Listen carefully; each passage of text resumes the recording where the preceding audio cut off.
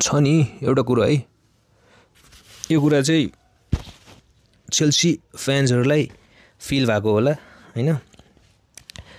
First look at this shirt, do you see here, clean केही पनि छैन नि, there is no shirt sponsor के, there is no shirt sponsor हैन, त्यो बिग स्पोन्सर हुन्छ नि त्यसमा यहाँ छैन।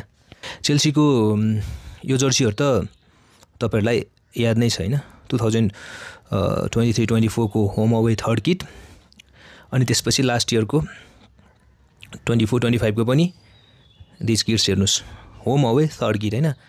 हाम्रो चाहिँ स्पोन्सर थिएन, विदाउट स्पोन्सर नै हामीले सिजन सकायो, दुवै सिजन 23-24 मा इन्फाइनाइट एथलिट थोरै समयको लागि आएको थियो, त्यसपछि 80 2 or 3 म्याचेसमा हामीले DAMAC, I don't know how to pronounce it, Damac हैन, त्यो लगाएको थियौँ कि।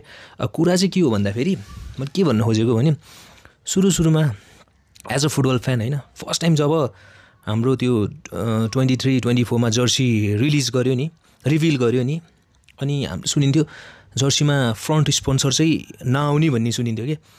अनि सुरुमा हेर्दा क्या अड लाग्ने के मलाई, के कस्तो खाले जर्सी हो क्या, अब सधैँ अब स्यामसङ मोबाइल 3 योकोहामा टायर्स हैन, यो लगाइरहेको बानी नि त हैन। अनि एक्कासी विदाउट स्पोन्सर, सर्ट स्पोन्सर फ्रन्टको हैन, स्पोन्सर आउँदा त क्या अड लाग्ने क्या। अनि म त लाग्थ्यो होला हैन, even being die hard Chelsea fan हैन, म किन्दिनँ होला जस्तो लाग्थ्यो कि।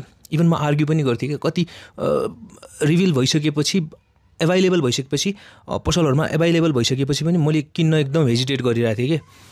सुरुमा फर्स्टको सिजनमा हैन, ठिकै छ अब चेल्सी फ्यान भने किन्नियो, तर अहिले लेटर हैन, अहिले आएर सोच्दा चाहिँ हैन के भयो भने हैन, अहिले चाहिँ स्पोन्सर आयो भने मलाई अब अड लाग्छ होला जस्तो लाग्छ कि। मलाई याद छ स्पोन्सर नभएको फ्रन्टमा हैन, स्पोन्सर नभएको धेरै अगाडि एउटा मरुन कलरको रोमाको सर्ट देखेको थिएँ हैन, रोमा एएस रोमाको, त्यो पनि स्पोन्सर थिएन क्या। त्यो बेला मलाई त्यो क्या अड लाग्थ्यो कि।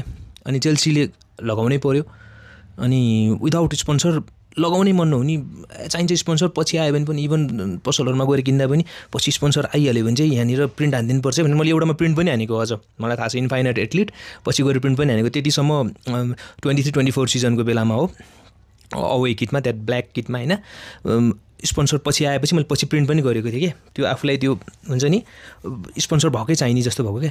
तर अहिले आफ्टर यो थर्ड सिजन हैन, लगातार हामी विदाउट स्पोन्सर जर्सीहरू रिभिल गरिरहेछौँ नि, अहिले चाहिँ के भएको छ भने अब मलाई स्पोन्सर आयो भने, स्पोन्सरवाला आयो भने त्यो अलिकति 4 टाइपको हैन, एकदम त्यो नट द्याट क्लिन जस्तो फिल हुन्छ होला जस्तो भइरहेछ कि।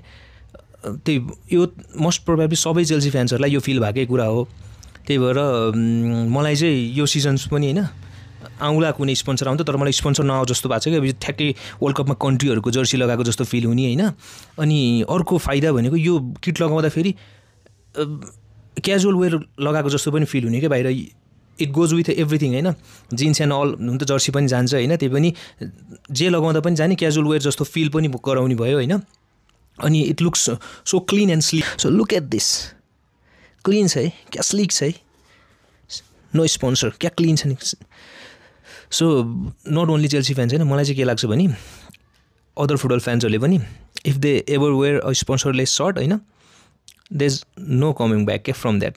Once it gets into them है, there is no coming back, there is no way back. कसम राडे हैन, ब्लू इज माई कलर।